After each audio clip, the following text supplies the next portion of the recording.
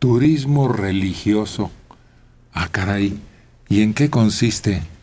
Pues fíjense, Miguel Ángel Mancera anunció un programa que se llama así, Tres Rutas, el Camino Guadalupano, baluartes del catolicismo y caminos de la fe, visitas a santuarios, exconventos y museos para darle fuerza a este turismo, a los paseantes nacionales y extranjeros, acompañado por líderes religiosos y el secretario de Turismo, Miguel Torruco Márquez, el inicio en su administración con el reto de romper con la inercia de un sitio, de una estadía corta, a veces para cerrar negocios o a veces simplemente para hacer una conexión hacia otro destino.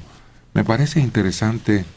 Debe haber muchos sitios muy cargados de historia y de recuerdos, y ahí están los edificios y los templos. Fíjate que suena bien hasta el momento donde se habla de líderes religiosos, porque culturalmente puedes ver la forma, la construcción de las iglesias, el sincretismo que existe entre lo que fue la llegada de los franciscanos y las ideas religiosas que ya tenía nuestro pueblo, los indígenas, pero el que haya líderes religiosos suena ya medio tendencioso. Sí, no, porque raras veces están bien enterados de la historia del lugar. Bueno, la villa es fascinante, hay cada cosa ahí, que no necesariamente es religioso, ¿no? Por ejemplo, a mí lo que más me llama la atención es esa vela de concreto que está en una de las escaleras que suben a la iglesia del cerro. Vela de barco. Vela de barco, sí, velambre. Sí, en su interior está un mástil de un barco del siglo XVII o XVIII que se estaba hundiendo y le pidieron a la Virgen que se salvara. Entonces se salvó y en homenaje pues trajeron el mástil y le construyeron con mampostería unas falsas velas, ¿no? Y está ahí a la vista. Y así hay la iglesia de los naturales, por ejemplo, que no tenía techo, obviamente, porque no se usaba, y que ahora le han puesto techo. Eso es una muestra de ignorancia, ¿no? Herejía. No debía tener techo. Está la iglesia del Pocito, está la iglesia del Sagrario, que es,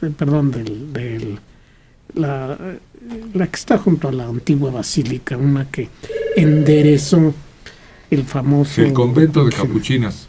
El famoso ingeniero mexicano Manuel M. Flores, inventor de los pilotos de control, lo enderezó y está parejo, está a plomo. La antigua basílica, la colegiata. El panteón que mediante una solicitud a la delegación permiten visitas guiadas incluso. Sí, tiene un horario muy breve, los lunes de 10 a 12 puede uno llegar a verlo. Y son unas cosas fantásticas. El panteón de abajo, donde también hay celebridades, nombres para pasarse toda la mañana. El Museo Guadalupano, sí. Y la colección de estos retablos. Sí, resulta muy interesante en la antigua basílica. El Instituto Nacional de Antropología e Historia hace muchos años tenía entre sus actividades los sábados el recorrer museos, iglesias de la época de la colonia, y todo esto que están mencionando, y lo que pretende hacer ahorita el gobierno del Distrito Federal, pues ya existe o existió en un programa muy interesante, duraba aproximadamente 6 meses, y era todos los sábados. La salida era del mismo museo, ahí las guías sumamente preparadas. La primera iglesia que se construyó en México, en la capital ya, que ahora fue la de Tlatelolco. Santiago Tlatelolco. La de Tlatelolco. Y poca gente lo sabe, y hay otros templos o monasterios que son verdaderas maravillas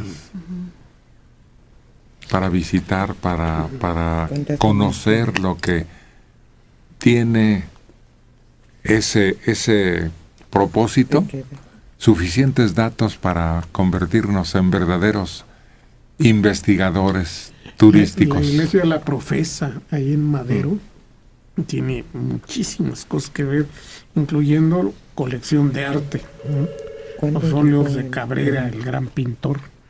Y está ahí, y hay una excursión guiada a la pinacoteca que tienen ahí a un lado de la iglesia.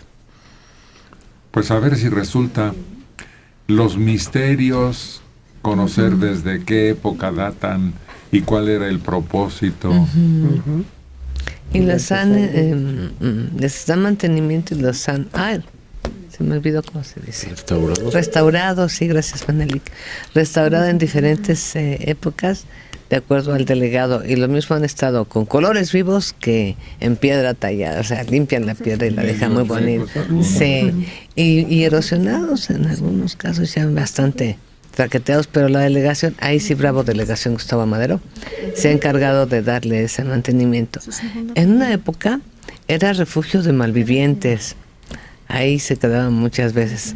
En una ocasión había un letrero, estaba un tipo ahí tirado y decía: se alquila borracho para 15 años, que era copia de algunas pulquerías ahí en la colonia Vallejo. Pero bueno, hoy día es una de las avenidas más importantes del norte de la ciudad, que tiene diferentes salidas y permite que puedas hacer enlace con otras avenidas, pero sí valdría la pena, los misterios.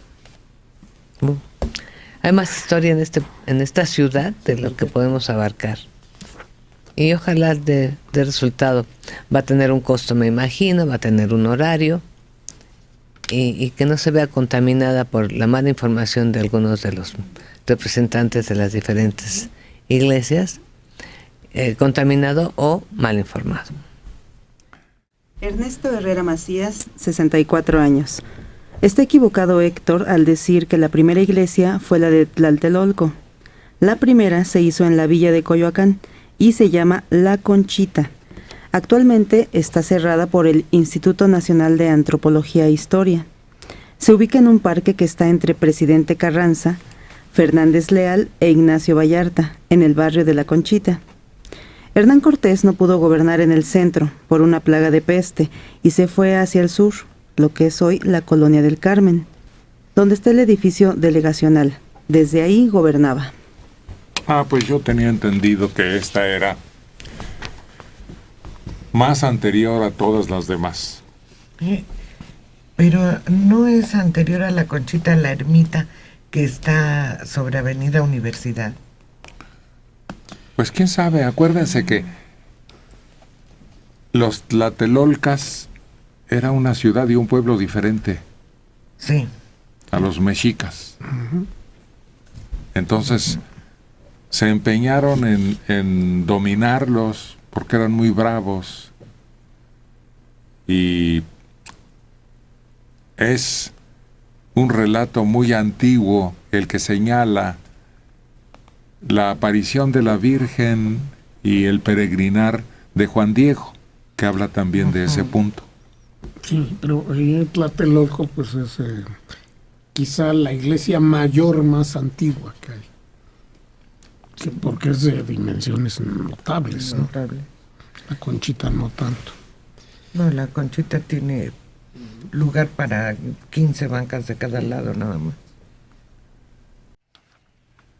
Tlatelolco, iglesia y convento de Santiago.